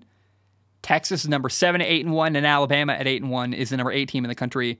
After Bedlam, the AP poll has Oklahoma State now at number 15 in the country. And after losing, Oklahoma has now dropped from number 9 to number 17, and Notre Dame fell all the way down to number 22 in the country. This coming weekend in college football, we got a couple big games. Number 3, Michigan plays at number 11, Penn State. Penn State is 8-1. Their only loss this year was to Ohio State, and I expect Michigan to beat Penn State rather easily, if I'm totally honest. We learned a lot about Penn State when we watched them play Ohio State earlier in the year, and Penn State can barely throw the football downfield. I'm just not impressed, and I think Penn State's defense played really well against Ohio State. However, and I'm curious if they can slow down the Michigan offense, but Michigan has the best quarterback in the Big Ten, J.J. McCarthy. Their offense at Michigan is better and more potent than what Ohio State has going on right now. I expect Michigan to have more success against the Penn State defense than Kyle McCord and the Ohio State offense did. I've got Michigan winning easily against Penn State. On the road at Penn State, tough game. I think a game at Beaver Stadium in Happy Valley, that's a tough environment. It's probably going to be a fun atmosphere. If you want to watch a fun college football game with that fun atmosphere, you're going to find that at Penn State this weekend. But I've got Michigan winning against a lesser team, Penn State. The defense is good. They'll try to keep them in the game. I wonder if they can. I have no confidence in Drew Aller, the Penn State quarterback, and their ability to throw the football against Michigan's defense on Saturday. Miami is 6-3. They play at number 4 ranked 9-0 Florida State. It's just fun and interesting. Miami, Florida State. Can Miami ruin the undefeated season for Florida State? That's an interesting question there. Number 18, Utah plays at number 5, Washington. This is a good Utah team. And we will see if Washington can stay undefeated against a tough challenger at home. Washington got Oregon and Utah at home this year. Really, their only tough road game was at USC, which they won. So Washington has a clear path that I think they were gifted from the Pac-12 right down the lane to the college football playoff. And basically, we'll see if Utah can ruin the season for Washington on Saturday and end their perfect season. I don't think Washington's going to lose. They got a better offense, but Utah's got a shot. Don't count them out, man. Their defense is really good, and they're a good football team. Number 10, Ole Miss plays at number 2, Georgia. Here's what I got to say here. Georgia's going to win, I'm pretty sure, but I always enjoy. Ole Miss head coach Lane Kiffin is just a joy to watch. He's got a big personality. He's always saying funny stuff, and I think him in big games is always a fun time. So I think this game's going to be interesting at minimum. Number 20, USC plays at number 6, Oregon. Game in Eugene. Feels like a fun game. Like, USC is terrible on defense, and they probably won't win. But every time I watch USC this year, they put on a show. I mean, the reality is that you may not respect USC as a college football powerhouse, but certainly as a team that provides entertainment. What's more fun than watching a USC football game? Like, USC had a play on Saturday against Washington where they ran a sweep across. Then the receiver reverse pivoted. Then he flipped it back to Caleb Williams for a flea flicker, which he threw for a long touchdown. It was sick. It was like, that's the coolest play I've ever seen. Favorite play of college football probably this year was that reverse, the fly sweep, then reverse field flea flicker, because it wasn't a reverse. It wasn't a double handoff. It was one handoff, and the guy reversed field, came the other way. It was wild and very cool. And you don't see a lot of that creativity. I think USC at Oregon probably wins, but I think USC is going to make it fun, and it's going to be exciting. And almost every time I've watched USC this year, it's been fun and exciting. Hey, they should not have lost. USC should not have given up 49 points to Cal. But I watched Cal USC. USC won 50-49. It was a great time. So if you're at home on Saturday night looking for something fun to do, which, probably get a girlfriend, go have some fun. But I'm kidding. I'm single too. We all do our best. Now, seriously, man, if you want to watch a good game on Saturday, USC at Oregon is going to be, I'm going to be watching. It's going to be awesome. Can't wait for it. By the way, I feel like I should mention this. I feel obligated to almost. 8-1 Air Force is coming to Honolulu to play Hawaii. I love Hawaii football, man. I really do. Hawaii is about to get destroyed. It makes me sad because I want to see them good. But Air Force, especially coming off a bad loss, Air Force, you think they're going to be bad the next week too? They're going to come to Hawaii and beat the living tar out of our Rainbow Warriors. And it's going to be painful, man. It's going to suck. And this week in the NFL, it's NFL Week 10. And 4 teams have a bye this weekend. Kansas City, Miami, Philly, and the Rams all do not play this weekend. Now on Thursday Night Football, we got 2 great teams. 2 teams that top of the NFL. We've got Carolina at Chicago. Can you sense the sarcasm? They've combined for 3 wins this year total. The Carolina Panthers are 1-7. The Chicago Bears are 2-7. And the Bears actually have the Panthers' first-round pick this year. These are 2 of the worst teams in football. The only redeeming quality about Thursday Night Football this week is you can watch on Prime Vision, where you watch that zoomed-out view of the entire defense, and you can see who's blitzing and see the coverages and kind of get an idea what the quarterback has to work with pre-snap. That's fun, but that's the only thing good about this game on Thursday night. I'm curious if Carolina can get their second win of the year. It is a good opportunity for Carolina to win. I'm not sure if Bears quarterback Justin Fields is going to play because he's recovering from a dislocated thumb on his throwing hand. He didn't play Sunday. It's a short week. I'm not sure what in 4 days from Sunday to Thursday is going to change. So I don't think Justin Fields is going to play. Good opportunity for Carolina to win. But, hey, if you want to skip Thursday Night Football this week, don't blame you. But if you're a hardcore football fan like me, just watch on Prime Vision and you get a lot more insight. Just when Sam Schwartzstein, the little nerdy analytics guy, comes on, tune him out. He sucks forever. I've got a video I've saved that I should post on social media someday. It feels really mean, but it's him doing one of his cut-ins, like stumbling over the words and has no idea what to say, and he sounds nerdy. He's like pushing his glasses up, and he's like It's like, dude, can you talk or not? Why are you broadcasting? Can you not form a sentence? And if you can't, you probably shouldn't be broadcasting on national TV. So watch Thursday Night Football on Prime Vision, or don't watch it at all because it's going to be awful. Although, actually, it could be a good game. These aren't good football teams that have a shot at a Super Bowl. My roommate's a Bears fan. She's going to watch, and she'll be happy. The Browns play at Baltimore this weekend. This could be a really good game. This is interesting, man. The Ravens' offense has been killing it recently. The Browns have the number 1 defense in football. And the big question to me, outside of that matchup, Lamar Jackson against the best defense in football, the big question is Browns quarterback Deshaun Watson. His last 2 full games have been really good. He was really good against Tennessee, and then I thought he played well last week on Sunday against Arizona. And this Ravens defense is really underrated. They shut down Seattle. They shut down Detroit. It's very possible this game, Baltimore-Cleveland, becomes a defensive battle, but the wild card here, how does Deshaun Watson play on Sunday against the Ravens? I can't wait to find out. The Colts play the Patriots, which, my goodness, what an exciting football game. The Patriots. Can't wait. 2-7. They're so good, loaded with talent. Here's a reason to watch this football game, I think, honestly.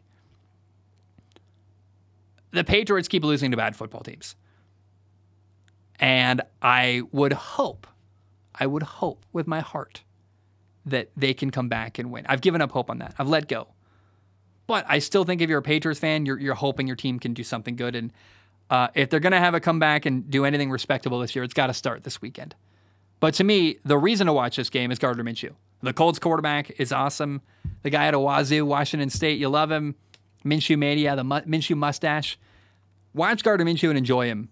We're not going to get, I don't know how many games we're going to get with Gardner Minshew starting the rest of his NFL career. He's a backup. He's going to have limited on-field opportunities probably the rest of his career. Enjoy the moments you get with guys like Gardner Minshew. There's not a lot of opportunities like that, and just be grateful. Grateful we get to watch Gardner Minshew on Sunday and have fun with it. By the way, the game's in Frankfurt. It's in Germany, so it's 4:30 in the morning my time. How funny, by the way, is it that the Patriots are playing a game in Germany? Like, other team names, fine. The Patriots, the New England Patriots playing a game, a home game, technically. They're the home team here, in Germany. Interesting. Houston plays at Cincinnati. This is going to be a really fun game. I think Cincinnati wins. I think to me, the Bengals are a Super Bowl contender. But you got two quarterbacks in this game. Joe Burrow against CJ Stroud, who are playing incredible football right now. Again, I believe the Bengals win. They're a Super Bowl contender, but I am very curious, can Houston challenge them? And what does it look like? Can we get a game 35-37? Can we get a fun shootout? I don't know if that's going to happen, but I just think you want to watch good quarterback play this weekend, watch the Houston-Cincinnati game. It's going to be awesome. The Saints play on the road at Minnesota. To me, all the pressure in this game is on New Orleans. Vikings quarterback Kirk Cousins is out for the year. Minnesota's got Josh Dobbs at quarterback, a guy who barely knows everyone's names. If the Saints find a way to lose this football game on Sunday, there's a massive problem. And it would confirm my belief that they are far away from winning a playoff game. To me, the Saints are suspect. They're unconvincing. And the fact that I don't feel like I can guarantee them beating Minnesota without Kirk Cousins and Josh Dobbs at quarterback, I think says everything you need to know about the New Orleans Saints. They are not a convincing playoff team. They're probably going to win their division. They're going to fail their way to it. But my goodness, the Saints are underachieving big time this year. The Green Bay Packers play at Pittsburgh. You got two young quarterbacks, Jordan Love and Kenny Pickett, who have been pretty underwhelming this year. I just want to see both of them play a clean game. Like, if they can both be 25 for 30 passing with no turnovers, I'd be happy. Really, the only big thing about this game is that it's the two biggest fan bases in the NFL other than Dallas. Like, the three big fan bases in the NFL, you got Dallas, Pittsburgh, and Green Bay. When you walk around like a neutral city that doesn't have a team, those are the three jerseys you see. You see Packers jerseys, you see Pittsburgh Steelers jerseys, and you see Dallas Cowboys jersey. In fact, LA's basically, they got two teams, they're still basically a neutral city. Just walk around LA. You'll see Packers and Steelers fans everywhere. I think Pittsburgh wins this game because their defense is awesome. But I got Pittsburgh winning. Can the young quarterbacks not be awful? That's all I ask. We'll find out on Sunday. Tennessee plays at Tampa this weekend. Tampa has lost 4 games in a row. It's been bad. And I'm really worried about this game because Titans quarterback Will Levis was named the starter. He's been great the last 2 times he's been starting. He was awesome Thursday night, then the week before that, he was great too. And I think this could be a fun game. But the Buccaneers have a shot still to save their season. They've lost 3 close games in a row. They went from 3-1 to 3-5. It's a must-win game for Tampa, and I'm not sure they're going to because Will Levis could ruin it, man. And by the way, Tampa, after playing Tennessee and Will Levis, they play at San Francisco the following weekend. So it's time for Tampa to start winning. If it's going to happen, it's got to happen this weekend. Speaking of the 49ers play at Jacksonville. 49ers at Jaguars is going to be one of the better games this weekend. It's actually a pretty lame weekend of NFL games. There's 3 good ones, right? A lot of the primetime games suck, honestly, in the NFL this weekend. But this is a fun one. You got 2 playoff teams, the Jaguars, the 49ers. The thing I'm most interested in is 49ers quarterback Brock Purdy. The 49ers have lost 3 games in a row, and Brock Purdy's been underwhelming. And the 49ers are coming off a bye week. It's just a huge opportunity for Brock Purdy to change the narrative and do really well. If he comes out and has a great game, huge. If he loses and he's bad, oh man. Everyone's going to be selling Brock Purdy stock left and right. Another little wild card here. How does Trevor Lawrence play? Trevor Lawrence has been very quietly outstanding this year for Jacksonville. And you got a good 49ers defense, Trevor Lawrence. This game is awesome, man. It's exciting. It's fun. It's two playoff teams. And there's only a couple games I think are worth your time, really, if you're a neutral fan this weekend of the NFL. I think that the 49ers-Jaguars is absolutely one of those games and probably the game to watch, if I'm honest. There's one more game I think is better. We'll get to it later. But for now, let's talk about Atlanta plays on the road at Arizona. Atlanta's frustrating to watch. I hate them. They should fire their coach. The only reason to watch this football game is because I think Cardinals quarterback Kyler Murray is going to come back for this game. I don't know what to expect from him. Like, I keep seeing videos of him, like, he's back, and he's, like, running around for, like, 40-yard touchdowns, and you're like, is he going to do that? Game one after tearing his ACL? I'm not sure. But I'm fascinated to see how Kyler Murray is going to play on Sunday, and that's the reason you should watch Atlanta at Arizona this weekend. Here's the other game. So I think Houston-Cincinnati is awesome. I think that the 49ers at Jaguars is a great game. This is the third game that's like an incredibly good football game on Sunday. The Lions at the Chargers is going to be very fun to watch. Probably the best matchup of the weekend. I think Detroit's really good. The Chargers at their best are also really good. They're not often at their best, but when they are, they're fantastic. Justin Herbert against this Detroit Lions defense. The Chargers defense, which dominated on Monday Night Football against Detroit. It's going to be fun. It's going to be exciting. There's going to be a lot of Lions fans in LA at the Chargers Stadium. And if you only had to watch one game this weekend, this is probably the game you should tune into. It's going to be fantastic. Giants at Dallas is going to be ugly. I don't recommend you watch this one, man. Giants quarterback Daniel Jones is out for the year with a torn ACL. It's almost a form of mercy, though. Like, he doesn't have to play against this Cowboys defense for a second time and get destroyed by them. But the Giants are most likely starting Tommy DeVito at quarterback. Dallas by 50. The Dallas Cowboys are going to win actually knowing the Cowboys are going to underachieve and win like 28-4. And you're like, how did they get 4 points? They just did. It's crazy. I don't know. They shouldn't have, but they did. Well, what did that happen? What if the Giants got two safeties? And they lost 28-4. No, Dallas is going to win by a lot, and the Giants have no chance. Like, I could not be more. I've never gambled. I actually can't gamble in the state I live in now. If I could, even me, who is like not a big gambling guy, I would, no matter whatever money I have in my bank account, I'd put it on the Cowboys because there's no way.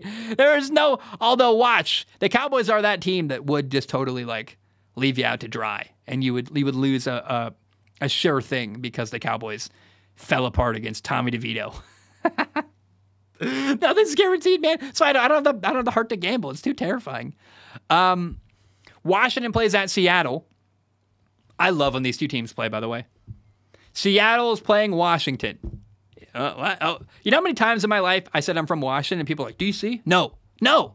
Like the Washington State, the one that's way bigger. And if you're on the West Coast, you say you're from Washington, and everyone assumes you mean the state. If you're on the East Coast, everyone assumes you mean D.C. If you say I'm from Washington and Chicago, Illinois, smack in the middle of the country, people go, which one? Look, here's the thing. Other than the fact that it's two Washington teams playing each other, which is kind of fun, that's the end of the excitement, really. I believe Seattle wins this football game. The Seattle Seahawks are coming off a game where they got obliterated by the Baltimore Ravens. They're not going to let that happen 2 weeks in a row. I think, actually, Seattle comes out and responds with a really good game and beats the Washington Commanders on Sunday. On Sunday Night Football, the Jets play at the Raiders. It's worth watching because I'm curious to see how Raiders head coach Antonio Pierce does in his second game as the interim head coach. That's going to be interesting. But other than seeing how Antonio Pierce leads his football team, I don't care at all. Like, I really don't. It's two teams having kind of an ugly year.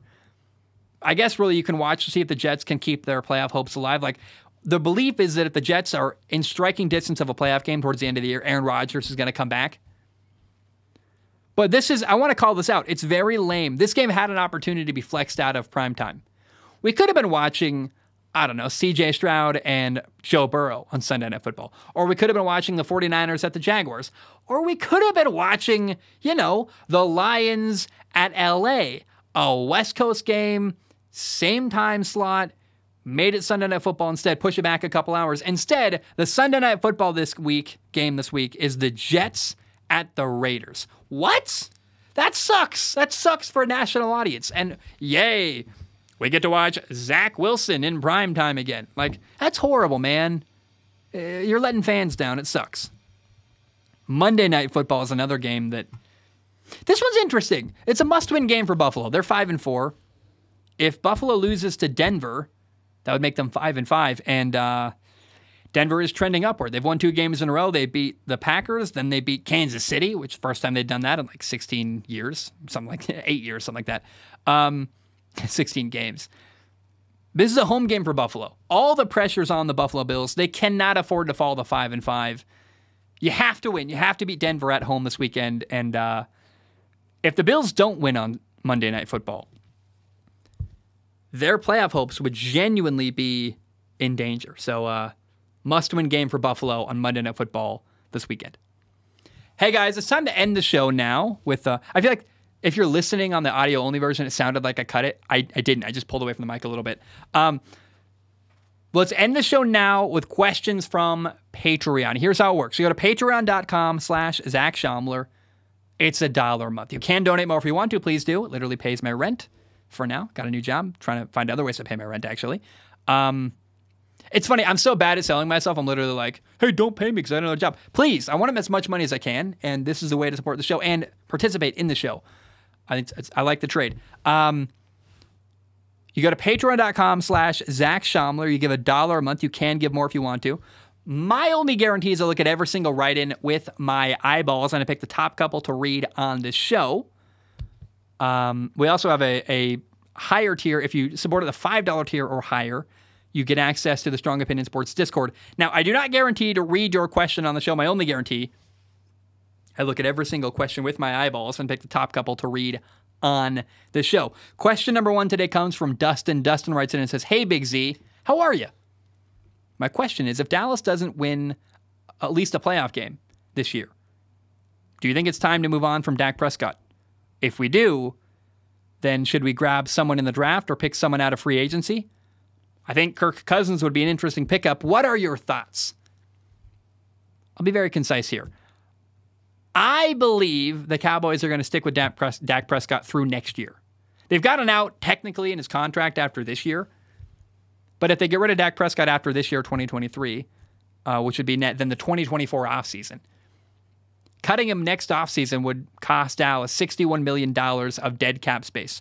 And then for what gain? Who do you replace him with? Kirk Cousins?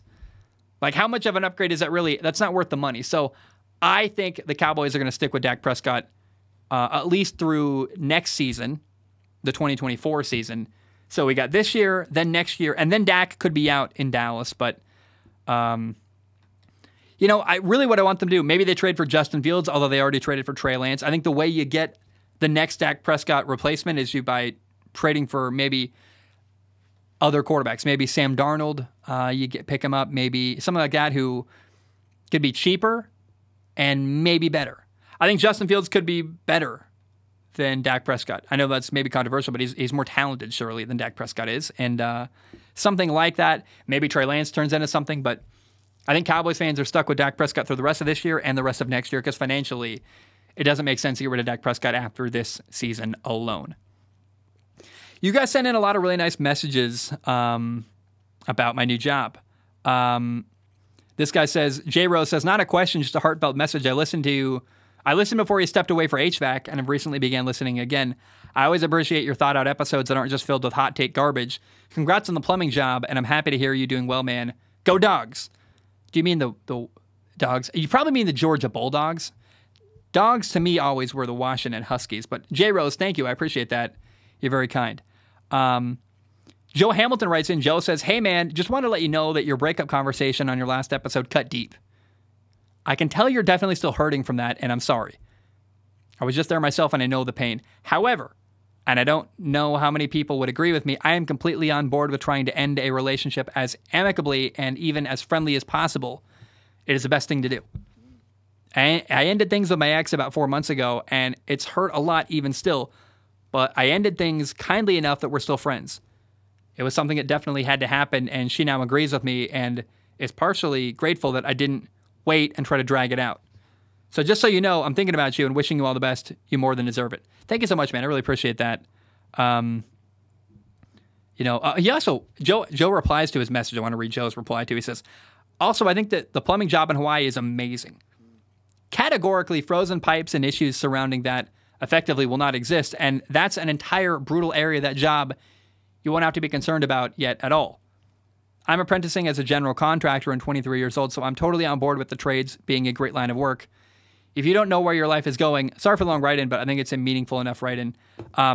Joe, thank you, man. I appreciate that. I feel really good. I did orientation this morning, meaning like I gave them my direct deposit slip and they scanned my ID, stuff like that. Tomorrow, 7:30, I start day one as a plumber. I've done the trades before. I know it well. I'm good with my hands. I work hard. It's going to be great. And I met all the crew today. Dude, like I said, the culture of people in Hawaii is why I'm here. Warm weather, I'd probably still be here even without that. I love the warm weather, but part of why there are other places that are warm you could live. But I love the culture here and the people. And the group of people I work with, upon first impression at least, are fantastic. I walked into the office and everyone was just the camaraderie was so cool. And I was like, I can't wait to be a part of this, man. I'm really excited. Thank you. Nathan Adams writes in, short and to the point, says, CJ Stroud is a freaking beast. You're right, man. Nathan, you have to be so happy. I assume you're a Texans fan. Good for you, man. It really is awesome. And I'm really happy for Houston Texans fans. They got a good one. And it's been the first time in years that Houston Texans fans can really celebrate and be happy about both their coach and their quarterback. And that's awesome. Jeffrey writes in. Jeffrey says, hello, Zach and your eyeballs. I saw this interview question Mike McDaniel got from a reporter overseas this weekend, and it's one of the best I've heard in a while. Here's a link in case you haven't heard it.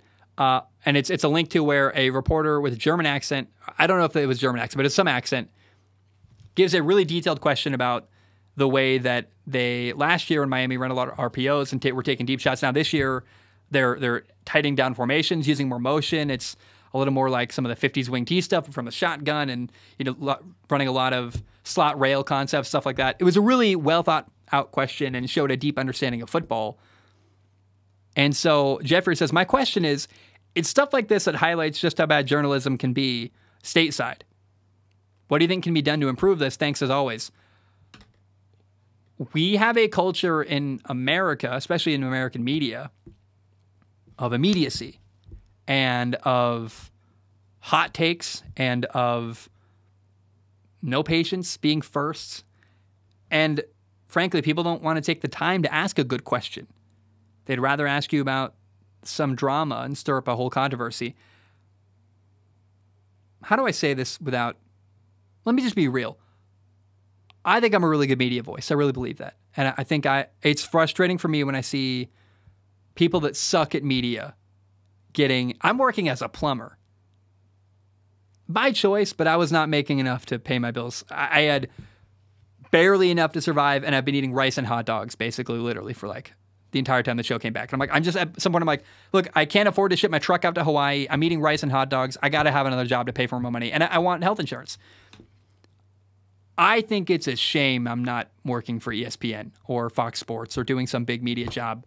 I remember when I covered the XFL, and I made Jim Zorn like so happy when I would ask him questions. I was covering the Seattle, what was the Sea Dragons, the Seattle Dragons, I think was what they were called in the XFL. I remember asking Jim Zorn questions where I'm breaking down coverages and asking what that meant, and he like appreciated the questions because I had a detailed understanding of football. I think I belong in post-game interviews. I think I should interview Mike McDaniel. I think him and I would have a great conversation. Unfortunately, I've never been able to build a platform big enough for people to get me to those kind of rooms. And I can't do it by myself, it seems like, so I'm doing plumbing, and Strong Advantage Sports is now a thing that I do once a week, and I love it, and I get to do what I love. But I think it's a shame that I've never had a bigger platform, because I think I'd be good for the sports world. I'm honest. I am respectful. I try to be fair. I try to let my opinions develop over time. And when I do, I have a reason. I don't just say, best Notre Dame team ever after one game win over Navy. And I think that I'm very happily I've stepped away. I'm doing it my way now. And if ESPN ever wants to hire me, you think I wouldn't say yes? To have access and help, like, an editor, access to film, a lot of stuff behind the scenes that I can't do now, access to interview people. I'd love that. But I've accepted that what I wanted to do hasn't worked out. And that's painful. I'll always do this show. But right now I do it as an outsider. And I think that's unfortunate because I think if I was given inside access, I would be a gem in the sports media world. And I think I'd ask a lot of good questions, have good conversations, ask fair questions that are interesting and compelling. And I would love to talk to Mike McDaniel about his journey. Dude, I think me and Mike McDaniel in a room sitting down for an hour would be so fascinating. We have a lot in common. And I'm not in pain. I probably sound like I'm frustrated and in pain. I've just accepted that, the show at one point was on a trajectory to get really big, and it just never did. And that's okay. I've got this little show, and I love it. And if it ever, I'm not going to stop doing it because I think I could be a person who belongs in those rooms and holds my own. If you put me on College Game Day, I think I'd be great. I really believe that about myself. So I'm never going to stop making media, and maybe someday I'll get a bigger shot at more. But right now, no one seems to want me, and that's okay. And it's frustrating as I'll get out when maybe this isn't answering your question, but I'm sorry, Jeffrey. I think I took it off the rails. I made it about me. I apologize. But when Logan Paul gets millions of views, and I'm like, that's the guy that gets lots of views, and I got nothing. Okay, all right. And I got to pay my bills, so I'm doing what I'm doing now. Journalism in America is horrifying, and someone's got to fix it. And I think the only way I can fix it is by being myself and asking good questions and being fair and leading by example. But yeah, America is so discouraging. And that was that question when I saw that the guy asked Mike McDaniel a really detailed football-oriented question that was clearly a guy who understands the game. And Mike McDaniel's probably never been asked a post-game question like that, or I guess that wasn't even post-game. I think that was pre-game. But he's never been asked a question like that ever. And you're like, oh, we are failing, man. Our standards, our ethics, everything in America, our media situation is so bad. And, it's frustrating. Nick Flames writes and says, hey, Zach, the single Pringle. As a Panthers fan, I'm writing this as a resignation from rooting for them until we do not suck and are watchable.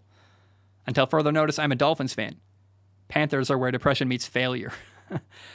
Here's the thing, Nick. I know what it's like to be a fan. I once did the same thing with the Seattle Mariners, where I was a fan of them for a long time, and they broke my heart so many times. I said, F this, I'm out. But the reality is, whenever I check on the Seattle Mariners and they're losing or doing bad or winning, emotionally I'm still invested. So you can avoid it and run from it, but the reality is, Nick, if the Panthers lose on Thursday night to Chicago, you're still going to be sad.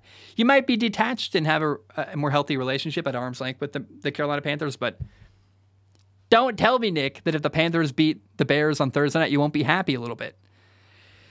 If Bryce Young throws 7 touchdowns, you'll be celebrating. I think emotionally, it's hard to decouple from teams and people and things that we love. I think that we got one about Kyler Murray. How good is this? I think that we're going to end with this. Joshua says, hey, Zach, my question for this week is, have you ever seen a top 10 pick used worse than what Atlanta's doing with Bijan Robinson? I cannot think of a time where a team drafted a player in the top 10, had him healthy and talented, and then just significantly used him worse than other players. I mean, a Jonnu Smith end around. Bijan was selected 7th overall and has gotten 1 carry inside the 10-yard line all season. If I'm Arthur Blank, the Falcons owner, I'm firing Arthur Smith tomorrow. It just seems like Arthur Smith is intentionally not putting his best players out there because he doesn't like the general manager's decisions. Your thoughts? I don't know what's happening. I never considered maybe he hates the GM and he's spiting him. That doesn't make sense, though. Like, it's clear to me Arthur Smith doesn't know how to use the talent they have. Bijan Robinson, Drake London, Kyle Pitts. You got so much talent out there. I feel like, dude, you should. There are so many coaches, I think, that could really do something with that. Maybe it is Lincoln Riley. Maybe you hire Lincoln Riley, get him a good defensive coordinator, and let Lincoln Riley do some fun stuff with that offense. But I think that's actually a great idea, man. I think Atlanta should tank, frankly. Now, you're not trying to lose, but you fire Arthur Smith, you sabotage your team as best you can without compromising the integrity of like the players trying to win. Because the players have to fight hard for their jobs every week. The players aren't going to put out bad film, or at least not try to. But I would shamelessly sabotage my team if I was Atlanta right now. Fire Arthur Smith, and maybe that's their way of doing it. Maybe they're sabotaging. But if you can get a great quarterback in Atlanta next year, whether that's Drake May, like they're 4-5 right now. What does going? Let's play that out. Let's say they finish the year 8-9. Is that a good year for the Falcons? No. It means they can't draft a great quarterback. They've got a middle-of-the-road first-round pick. What you want to be is awful, honestly. I think Atlanta needs to tank. Go get a great quarterback. Bo Nix, Michael Penix Jr. Can you imagine Caleb Williams? Can you imagine Justin Fields? Justin Fields from Georgia playing with Drake London, Kyle Pitts, and Bijan Robinson. And then a good offensive coordinator, a good offensive mind, a good coach who knows what to do there. Lincoln Riley with a good defensive coordinator in Atlanta and Justin Fields is a hilariously good idea. So I think you do whatever you can in Atlanta to get rid of Arthur Smith, get a new play caller and a new offensive coach to design a better offense that takes advantage of the people you got. And then for the love of God, man, get a new quarterback. Go get someone young and talented. I think Justin Fields fits that mold. But that's what I would do if I was the Atlanta Falcons. And certainly Arthur Smith is not the answer in Atlanta and should not be. Guys, that's all I have. I love you. I appreciate you. Thank you for listening. This show now, it's weekly now, is going to be more of a blend of what Zach Schaumler Talking was with a sports flavor. Zach Schaumler Talking is a great idea that I need to go back to. I need to make more content probably for Zach Schaumler Talking. I get paid. Let me be very honest here. Part of why, so I had, when I was going to, I've had to do a lot of things to figure out my life. It's been very hard, especially when you're struggling financially, like you don't know what to do. One of the ideas I had earlier this year, like in May, was to join the Air Force. I was going to join the Air Force and become a pilot. And I knew that Zach Schaumler Talking made me probably unhireable by the Air Force. I knew they weren't going to like that. They want me to delete it at minimum, which maybe it hurts me from doing an ESPN job anyway, too. I have no idea. Because I tell stories on there that are raw and horrifying and funny. And the reality is now I got a job that doesn't care what I'm like in my personal life. They're very kind to me. They love me. There's no out of the job.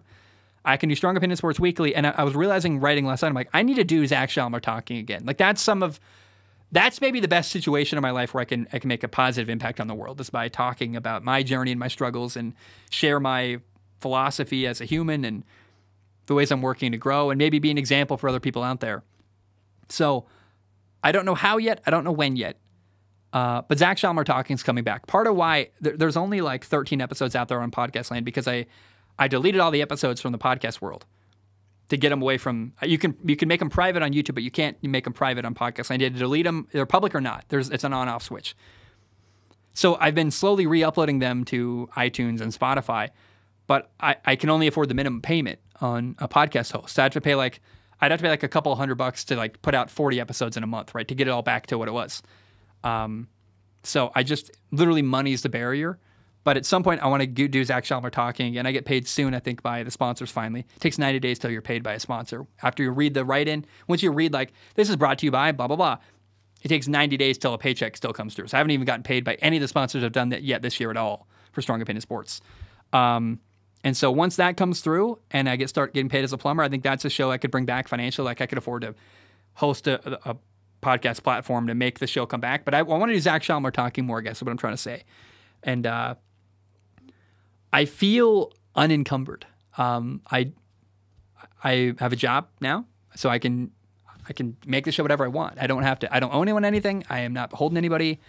I can be not unhinged, but uncoupled from a burden of answering to anybody. And so Zach Schaumler Talking, my life, everything. I'm kind of in the best place I've ever been as far as like my stomach doesn't hurt. I've got no stress. I am happy. I ride my bike to work. It's beautiful. It's sunny.